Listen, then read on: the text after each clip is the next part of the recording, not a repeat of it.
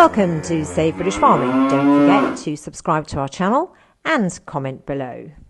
So once again, we're getting headlines about our Christmas dinner being at threat of food shortages. And absolutely, this is right. I mean, it is correct. There are, at the moment, a lot of food shortages in supermarkets. And if you look on Twitter and social media, I'm sure you'll see people posting about going into the supermarket and not being able to find items like broccoli and cauliflower and empty shelves.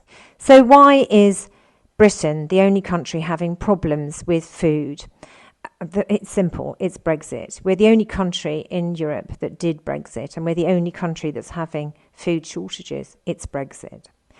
There are other reasons that we can blame. We can blame climate. We can blame the war in Ukraine, and certainly they are having an impact and making things worse. But the underlying reason for these food shortages is because of the Brexit changes, which have caused all sorts of problems. The main issues are around the loss of labour, fluid labour, the loss of food subsidies, and the bringing in of environmental schemes, and also the unfair playing field. So we have checks to export to Europe, but from Europe to here, they do not have checks, which means that supermarkets are obviously choosing the cheaper products. And of course, the products coming in from Europe are cheaper because they're subsidised, and we are no longer subsidised. And if you don't believe me, have a listen to Amanda Owen, celebrity farmer. Our guest this afternoon is Amanda Owen, the Yorkshire shepherdess. Can we just put a quick question to you from a listener in Berkshire? It's basically about the prices that supermarkets charge. You mentioned you got, 58 for that lamb, and then you go to the supermarket and a leg of lamb isn't cheap. So where does it start to go wrong? Who is making the money here? Middlemen, of course it is. You see, the issue is, of course, farming is on the cusp of change. The subsidies are coming out of farming. Who is being subsidised? If you think about it, it's probably highly likely that farmers were able to operate just breaking even, maybe even making a slight loss or a small profit, and those subsidies were able to sort of keep things going. Now those subsidies are going, the problem is the supermarkets and the buyers want their same profits, their same cut. We don't set the price. We just have to go and see what people are willing to give. Pay. Yeah. Talk a little bit specifically about Brexit.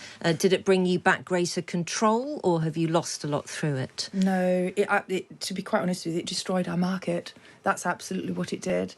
The type of land we farm, we're a country that has a lot of marginal land that is only suitable for grazing livestock, sheep in other words. And we had markets in Europe, Spain, Greece, France. They all wanted the lightweight lambs that we supplied, but unfortunately now that market is pretty much shut off from us.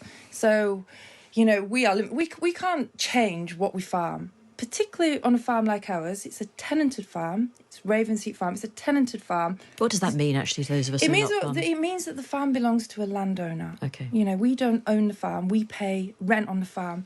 And do you know what comes with that? With the farm? Sheep. You rent the sheep. It's no good me saying, oh, well, lamb trade's terrible, I'm going to do something else this year. You actually take the sheep as well. And should you ever leave the farm, the sheep remain. It's a huge flock. They belong on the land. They have a homing instinct. And the other thing that's happening is some farmers are not taking up the schemes, and they're just deciding to intensify their production. And that's bad for the environment. And this was confirmed recently in the EFRA committee. Farmers might decide, well, I'll just forget about the schemes and just produce as much food as I possibly can, which could have some environmental implications. So. I think you're right in theory. My impression is that farmers aren't rushing to do any of that.